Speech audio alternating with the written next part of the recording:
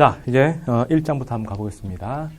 이 수업은 아까 앞에도 얘기했다시피 학원에서 문제 풀고 개념하고 뭐 기다려주고 하는 그 흐름하고 달리 이 챕터 체계 그대로 갑니다. 학원에서는 기본 개념할 때는 강체, 유체, 그 다음에 맥스웰 방식 이런 걸 빼고 지나가는데요. 여기서는 다 함께 진행할 예정입니다.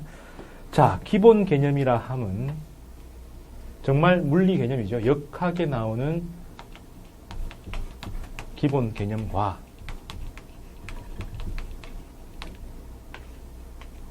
사칙 연산의 의미를 같이 갑니다.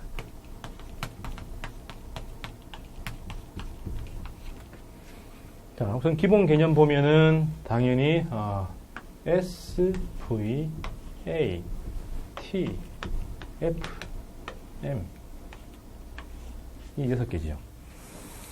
자, 이 중에서 우선 V부터 갑니다. 뭐냐면 보통 운동이라고 하면 뭘 운동이라고 하느냐? 잘 생각해 보면 운동이라는 거는 손이 이렇게 하는 거하고 이렇게 있는 거하고 얘가 운동하는 거예요, 얘가 운동하는 거예요. 이게 운동하는 거죠. 이렇게 우리가 일상적으로 직관적으로 다 알고 있습니다. 이게 운동을 하는 거고 떨지 말아지, 야 운동하지 마라고 안 합니다. 그렇죠? 그럼 이게 운동하는 건데 이걸 정확하게 설명하려면 어떻게 설명을 해야 되는가를 생각해 보니까 당연히 정지한 사진 속에서는 운동이 있지는 않습니다. 동영상이라는 것은 시간이 흘러가야 있는 거죠. 그래서 시간의 흐름을 전제를 해야 된다. 그 다음에 시간이 흘러가면서 뭔가를 변한다라고 되어 있는데 무엇이, 그 주어가 뭐냐를 찾아보니까 위치가 변하는 거죠. 그래서 위치를 나타내는 S라는 개념을 씁니다. 얘들은 두 가지 이름이 있죠. 변화한 위치라 해서 변이라는 이름도 있고 이동한 거리라는 개념도 있습니다. 요거는 S의 벡터 개념이고 이거는 스칼라 개념이에요. 벡터와 스칼라는 요 다음 장에 있으니까 그때 설명하죠. 아까 조감도 할 때도 설명한 것처럼 방향성을 띄는 것. 이쪽 방향, 저쪽 방향. 뛰어라고 했을 때 그냥 뛰면은 이건데 저쪽으로 뛰어라고 하면은 저쪽으로 얼마만큼 갔다 와 이거죠. 이쪽을 뛰라 했는데 뒤로 가면은 그거는 무효에 해당합니다. 그래서 방향의 의미가 있는 위치의 변. 그다음에 방향의 의미 없이 그냥 그 양만 있는 그런 것들. 그래서 차이를 두죠. 여튼 위치의 변화를 가지고 우리는 함수로 만들어서 그걸 운동이라고 한다라는 거죠. 그래서 이 개념이 운동인데 그럼 이 둘을 어떻게 연결할 건가를 고민해 보니 세 가지 가능성이 생깁니다. 하나는 자 여기서 이제 의미가 나타나는데 더하기 빼기는 새로운 개념을 못 만들어요. 양적인 이합집산 정도고 새로운 개념 만드는 것은 곱하기 아니면 나누기입니다. 그러면 두 개념 가지고 새로운 개념을 만들었다고 하니까 더하기 빼기가 아니라 곱하기 나누기로 나갈 테니 두 개를 곱해보고요. 나눠봅니다. 나눠줄 때 분모에 t가 들어갈 수도 있고 s가 들어갈 수도 있어요. 이거는 이게 의미가 없어요. 그래서 뭐 설명 안 하고 그냥 의미 없다 하고 넘어갈 거고 둘 중에 과연 무언가를 생각해보면 이런 게 가능합니다. A, B 두 사람이 있습니다. 똑같은 거리를 달려요. 여기서 출발해서 여기까지 갑니다. 출발해서 여기까지 갔어요. 이 사람은 1초 동안 갔고 이 사람은 2초 동안 갔다라고 하면 누가 더 빨라요? 누가 더 빠르냐라고 하면은 우린 직관적으로 압니다. 자, 하나, 둘, 셋. 여기까지 갈 때 1초, 2초. 아, 얘가 빨랐어 라고 얘기해 주죠. 그건 다 압니다. 물리 몰라도 알아요. 근데 이걸 딱 보고 나니까 얘가 더 빠른데 시간이 더 작을수록 빠르다라고 정의하는 거죠. 자, 작을수록 빠르다. 빠른 게 뭔가 좋은 것 같고 작다는 건 나쁜 것 같은데 뭔가 작을수록 크다라는 개념은 비례인가요? 반비례인가요? 네, 반비례죠. 우리 직관에 제일 맞는 거는 클수록 좋은 겁니다. 그죠? 그래서 애들한테 이만한 고민형 줄까? 요만한 고민형 줄까? 당연히 이만한 걸 선택합니다. 근데 이제 조금 더 영악해지면은 이만한 허름한 인형을 줄까? 요만한 피규어에서 아주 정교한 걸 줄까? 하면은 이제 요거죠. 게다가 고민형 줄까? 아니면 다이아 줄까? 하면 다이아. 요즘에는 그럽니다. 그런 것처럼 작아지면은 이제 부가가치가 더 넘어지고 이제 뭐 이런 걸 아니라 그냥 애들한테 큰 조그마한 설탕 가지고 부풀려 가지고 솜사탕, 당연히 솜사탕 그런 것처럼 뭔가 클수록 좋다라고 하는 그 개념이 가장 원초적인 직관입니다. 비례. 근데 그걸 한 번 더 역전시켜 놓은 게 반비례죠. 클수록 나쁘다, 작을수록 좋다라고 하면 반비례죠. 자, 그렇다면 이 개념으로 가면은 숫자로 주어진 똑같은 거리를 달렸을 때 도달할 때 걸린 시간이 작을수록 빠르다 하니까는 반비례 개념이니까 우리 직관에 안 와닿아요. 그럼 이걸 갖다가 수정합니다. 똑같은 AB인데 똑같이 1초 동안 달린 거리를 표시를 합니다. 이것도 1초. 이것도 1초. 라고 하니까 얘는 요만큼밖에 못 갈 거라는 게 너무나 당연합니다. 나누기를 몰라도 자를 가지고 대보면 A가 B보다 2배나 빠르다라는 얘기도 나누기를 못해도 다 할 수 있어요. 그래서 얼마나 빠르냐를 정확하게 알 수가 있는 거죠. 자, 여기서 나누기 의미가 들어갑니다. 나누기는 분모의 단위가 제시됩니다. 분모가 1이 될 때 그 값을 나누기라고 하죠. 어릴 때 이렇게 배웠죠. 2분의 12는 이라고 해놓고 이렇게 해놓고 여기 1 집어넣을 때 요 답은 이라고 하죠. 그럼 2가 1이 될 때 12는 얼마가 되느냐? 지금 머릿속에 약분 떠오르면 그건 중학교 버전이고요. 초등학교 2학년 때 이거 배우는 건 어떻게 해요? 네. 12개가 있는데 두 사람씩 하나씩 해서 묶었을 때 얼마냐 혹은 2개씩 묶어서 몇 덩어리가 나오냐 이런 개념으로 갑니다. 이거는 2개씩 묶었을 때 12개는 몇 덩어리로 나누어지느냐. 그럼 몇 개로 나누어져요? 6덩어리죠. 그래서 답은 6이다. 약분이 아니라 덩어리의 개념을 주는 겁니다. 그래서 2를 한 덩어리로 했을 때 12개는 몇 덩어리로 가느냐 해서 여기서는 개였고 여기서는 덩어리 이렇게 반응키는 거죠. 그래서 나누기의 의미는 분모의 단위를 설정한다. 그 개념이 빡 들어와야 돼요. 그럼 단위란 게 뭐예요? 그게 공통으로 되어 있을 때, 똑같은 값일 때 분자의 차이를 비교하자라는 게 나누기의 의미입니다. 자, 직관 들어오나요? 똑같은 게 뭐예요? 예, 이동한 거리죠. 그래서 이 개념은 S를 동일하게 두고 차이 V에 T를 주고 이거 가지고 차이를 보는 거죠. 그럼 이게 작을수록 빠르다. 그래서 이게 어디 있습니까? 여기 있죠. 그 다음 여기는요. 네, 시간이 똑같고 거리가 다르죠. 그래서 이거는 시간이 똑같고 거리가 다른 것 해서 이게 여기에 있습니다. 어느 게 직관에 더 부합해요? 예. 그래서 우리는 이걸 갖다가 운동의 대표값인 V라 하겠다라는 겁니다. 그래서 하나 정의하는데 지금 한 20분 걸렸습니다. V란 뭐라고 정의해요? S다. 이동한 거리다 혹은 변이다. 어쨌든 공간의 변화다. 위치의 변화다. 단 마구잡이로 변하는 게 아니라 어떻게 해요? 모든 사람들, 돈 많거나 적거나 똑똑하거나 멍청하거나 모든 사람들한테 공통으로 적용되는 것 뭐예요? 시간의 흐름. 시간의 흐름을 동시에 똑같이 뒀을 때 얼마나 빨리 공간을 이동하느냐 이걸 빠르기라 정의하자 해서 이렇게 정의를 한 거예요. 여기에서는 사칙연산에 뭐가 들어갑니까? 나누기, 분모의 단위가 들어간다. 가 들어오면서 V 해서 직관을 가지고 설명한 게 들어옵니다. 되죠? 자, 그러면 V가 이렇게 정의되고 나니까 그러면 이거는 어떻게 정의될까요? 요걸 이항시키면 돼요. 근데 이항시킨다는 거는 수학적으로는 동일하지만 물리적으로는 S를 정의한 거와 V를 정의한 거 달라요. 자, 넘겨보면은 V에다가 T를 곱하라고 나오죠. 자, 여기서 두 번째 사칙연산의 의미가 나옵니다. 곱하기. 곱하기는 더하기, 시그마, 인테그랄 전부 다 똑같은 의미입니다. 뭐예요? 누적. 차곡차곡 쌓아나간다.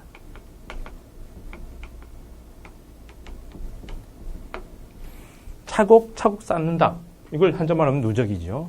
그러면 더하기는 뭡니까? 2 더하기 2. 최근에 뭐 이런 게 나왔던데 2 더하기 2 더하기 2 해서 이걸 6번 했다는 2가 6번 있다. 이렇게 쓰면 안 된다네요. 미국에서는 2가 주어는 여기 있고 6개 있다. 이거는 6이 2개 있다. 의미가 다르다라고 해가지고 막 틀렸다고 그어가지고 난리가 난. 그렇죠. 의미로 부여하면 두 개 달라요. 6이 2개가 있는 거고 2가 6개 있는 건 달라요. 근데 답은 똑같죠. 그런 것처럼 더하기는 정말로 원초적인 거죠. 2 더하기 2 더하기 2 더하기. 그럼 곱하기는요. 게으른 사람들이 2 더하기를 10번 쓰기 싫으니까 어떻게 해요? 2 더하기를 6번 하기 싫으니까 2 곱하기 6 곱하기 2를 쓴 겁니다. 그래서 얘들은 누적이에요. 이해됩니까? 그래서 누적은 누적인데 이거는 하나 하고 이거는 새로운 개념을 만들어내고요. 그럼 시그마는요. 둘 다 썸의 의미인데 얘들은 불연속이죠. 덩어리를 따로따로 가는 거 얘들은 연속형입니다. 인테그랄. 뭐 그 정도의 차이가 있습니다. 그래서 누적시킨 거죠. 무슨 얘기일까요? V란 운동이라면 안 됩니다. 이동 거리 몇 초당? 1초당. 1초당 이동한 걸 몇 초 동안 갔어요? T초 동안. V 세 개 있으면 V가 세 개 간 그 결과. 이렇게 가죠. 그래서 최종적으로 이게 운동의 대표라면 이건 운동한 결과에 해당합니다.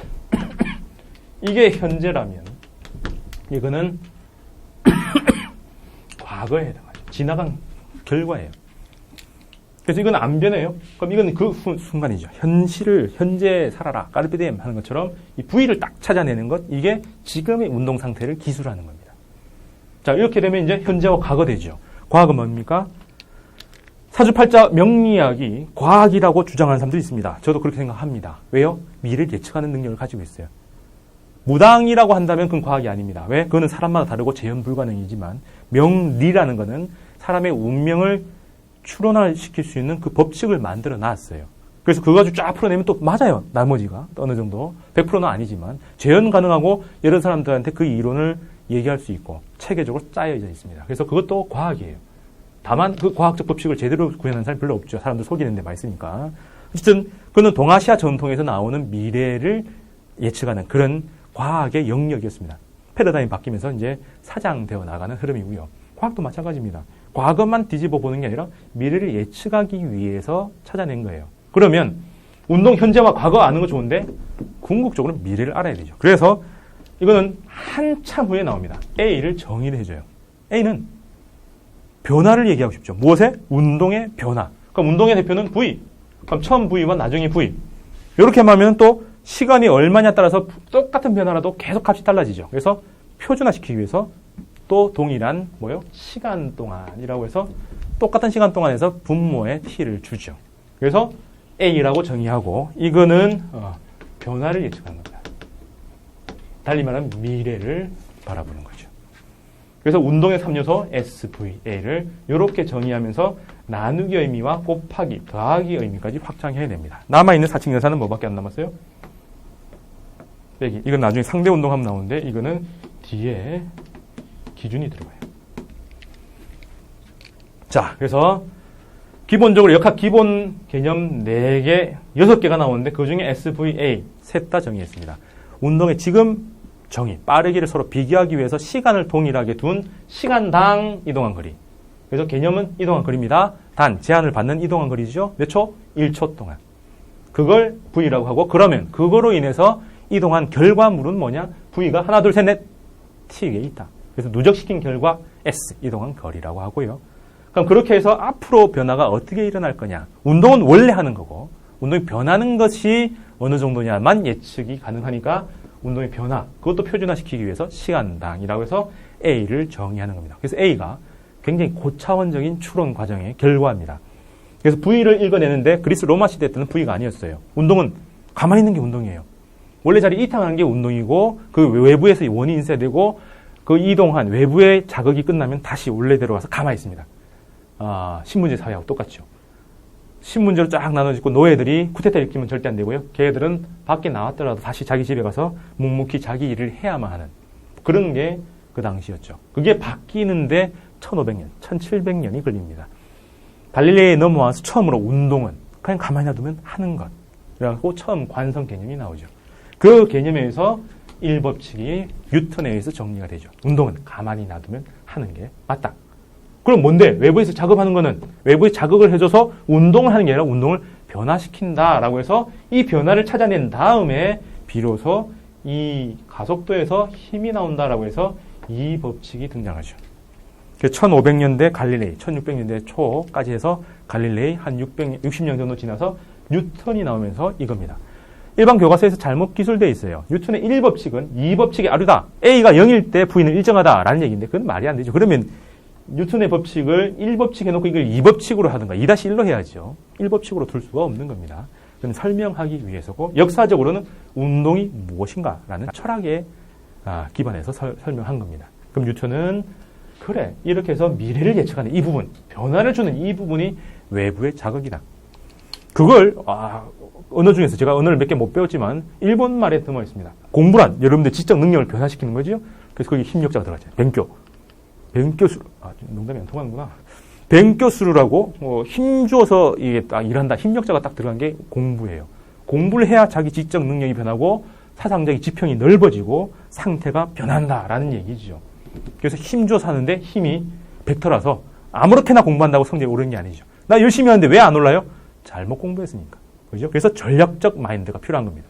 제가 그래서 그런 걸 많이 설명해 놨어요. 자, 그렇게 해서 힘이다.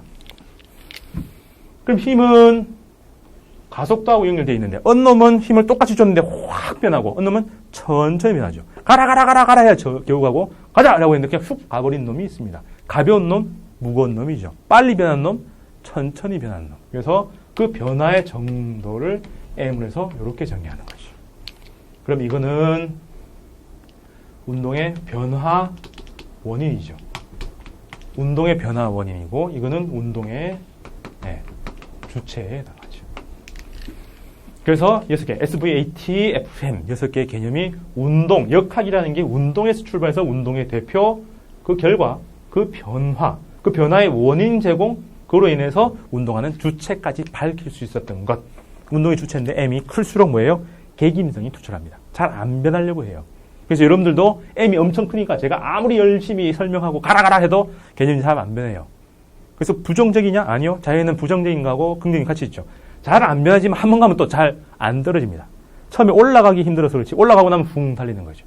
그걸 우리 시대에 그래도 석학이죠. 도올 선생이 자기 김용옥 앞에 호를 도올, 이상한 글자를 찾아서 돌자는 없으니까 도올이라고 해서 호를 했는데 이유가 나는 한번 머리에 새기기 힘들어서 그렇지 새겨 놓으면 안 잊어버리는 돌과 같다. 뭐 이렇게 해서 돌멩이, 진짜 돌멩이. 그걸 자기 호로 땄다고 합니다. 근데 엄청 똑똑하죠, 그 사람은. 여튼 그래서 M, 개김성입니다. 잘 안 변하려고 하는 것. 이 개김성이 자연의 본성이에요. 전자기로 넘어가면은 공간 내에 있는 자기장의 그 선, 자기장의 세기가 일정하게 유지되어야 됩니다.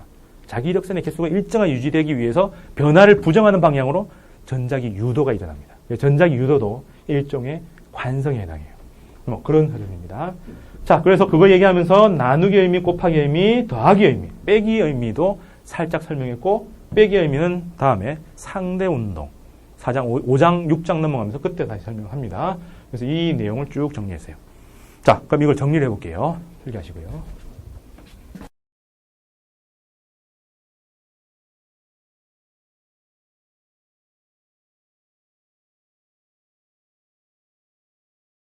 자, 그러면 역학이라 하면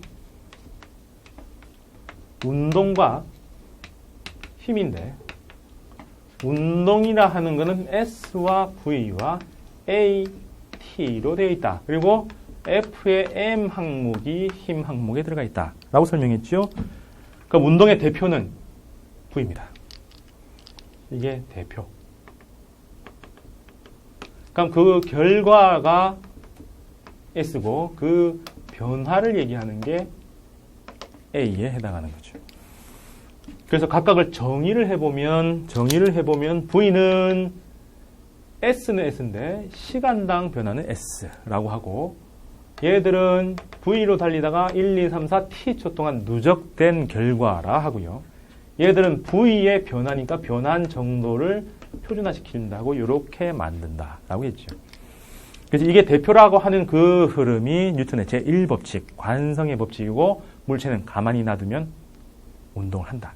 그렇다면 정지는 같은 운동을 한다라고 설명하죠. 따라서 외부 자극 힘은 운동을 하는 게 아니라 운동을 변하는 데 기여한다. 이게 뉴턴의 제2법칙에 해당합니다. 그러면서 사칙 연산을 설명했어요. 더하기, 곱하기, 시그마, 인테그랄. 이거는 양, 이거는 질, 이거는 불연속, 연속으로 간다. 그러면서 나누기로 하면서 아주 중요합니다. 대부분의 물리 공식은 이걸 잘 이해해야 해석이 돼요. 뭐예요? 분모에 단위 개념이 들어간다. 그러면서 나머지 하나 빼기는 뒤에 다음에 얘기했지만 뒤에 뭐가 들어가요? 기준이 들어간다. 이거는 상대 운동할 때 나옵니다.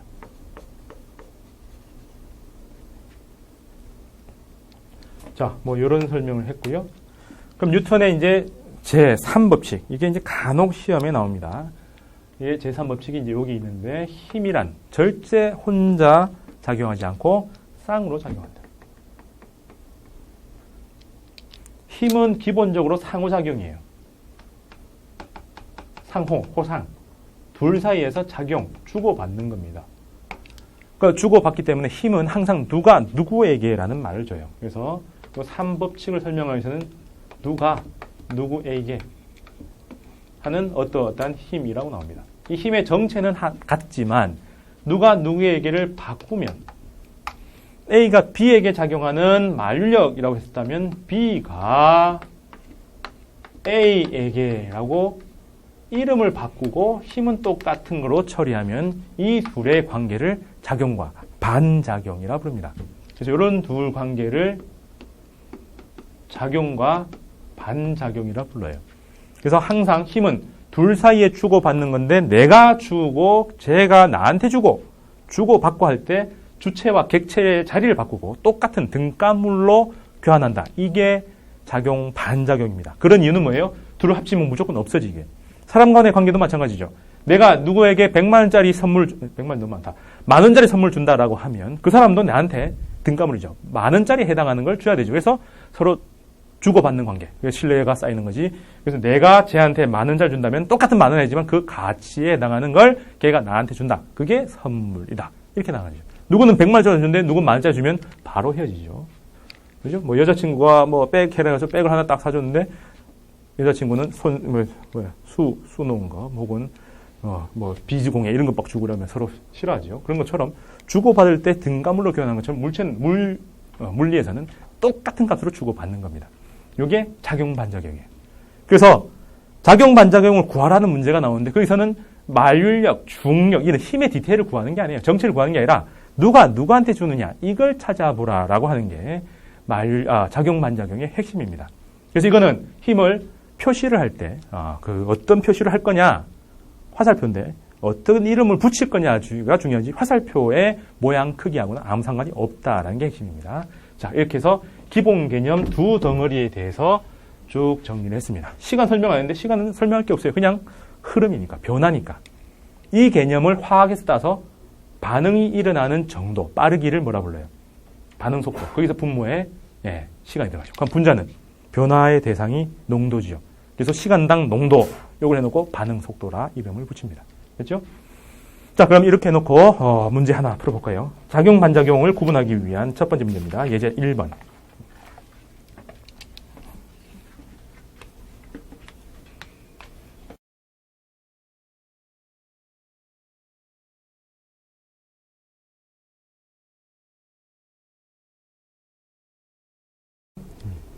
예제 1번은 지구 표면의 책상 위의 물체입니다. 지금 힘의 디테일을 다 종류를 안 배웠기 때문에 제가 표현을 하면 작용하는 힘이 뭐뭐이냐를 보면 물체하고 지구 사이에는 서로 당기는 인력이 있습니다. 그래서 이렇게 두 개의 화살표를 표시할 수 있어요. 그럼 이 화살표는 뭐라 불러요? 주어 뭐예요? 물체가 지구를 당기는 만류력이다. 그럼 요 두 개를 해놓고 자리를 바꿔요. 지구가 물체를 당기는 만류력이라고 하는 게 무슨 관계예요? 이게 작용 반작용 관계죠. 어디 있습니까? 여 위에 있는 요거죠. 근데 요 힘을 다르게 이름 붙여도 됩니다. 뭐예요? 물체가 책상을 누르는 힘. 물체가 책상을 누르는 힘입니다. 이 누르는 힘. 요걸 갖다가 수직항력이라 불러요. 거기에서 반응을 해서 생기는 거죠. 그러면 이 둘을 바꿔보면 책상이 물체를 떠받치는 힘, 서로 물체가 접촉해서 작용하니까 이것도 수직항력의 일종입니다. 접촉해서 서로 밀치는 힘을 수직항력이라 불러요. 물체가 접촉해서 누르는 힘이나 밑에 있는 책상이 물체를 접촉해서 누르는 힘이나 똑같아요. 근데 우리는 위에서 누르고 밑에는 떠받친다라고 일상 언어에서는 구분해서 씁니다. 근데 또 이게 주체와 객체의 자리가 바뀌었죠. 그래서 똑같은 화살표인데 이렇게 이름 붙이면 이 밑에 있는 게 작용 반작용이고요. 이 둘이 작용 반작용의 관계인데 이름을 이렇게 붙여주면 어떻게 해요? 여기다가 위로 해놓고 요게 작용 반작용입니다. 그러면 이 가운데 있는 이 화살표, 물체한 데 달리는 이 화살표는 어떤 힘인가? 이거의 반작용을 구하라 하면 문제가 성립을 안 합니다. 이걸 지구가 물체를 당기는 만류력이라고 하자. 그렇다면 반작용은 이라면 물체가 지구를 당기는 만류력에서 이걸 반작용이라 하고요. 이걸 물체가 책상을 누르는 힘이라 하자라고 하면 이거의 반작용은 책상이 물체를 떠받치는 이 힘이 반작용에 해당합니다. 작용 반작용 굉장히 쉬워요. 누구에게 집중해야 되지? 여기에 집중을 해야지 여기다 집중하는 게 아니다라는 것만 아시면 작용 반작용이 굉장히 쉽게 풀립니다. 그죠? 자, 역학의 가장 기본되는 개념, 조감도에서 제일 가운데 딱 박혀 있고 SVAT, FM 이 6개의 개념으로 딱 되어 있는 요게 가장 기본되는 개념이라서 1장이라 설명했습니다. 자, 1장 여기까지 마치고 2장으로 넘어가겠습니다.